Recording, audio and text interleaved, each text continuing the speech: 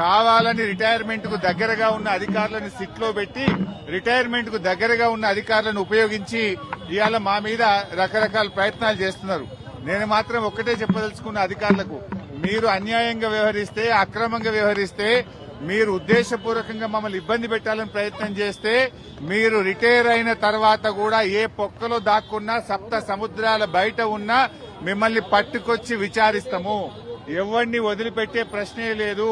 చట్టాన్ని అతిక్రమించినా, న్యాయబద్దంగా వ్యవహరించకపోయినా, ఉద్దేశపూర్వకంగా తప్పుడు ప్రచారం చేసినా, తప్పుడు లీకులు ఇచ్చిన పోలీస్ అధికారులను వదిలిపెట్టే ప్రశ్నే లేదు. అంతకంతకు అనుభవిస్తారు.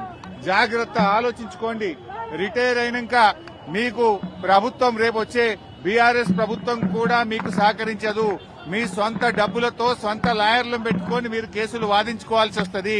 అన్ని దృష్టిలో పెట్టుకుని న్యాయబద్దంగా వ్యవహరించండి, చట్టబద్దంగా వ్యవహరించండి.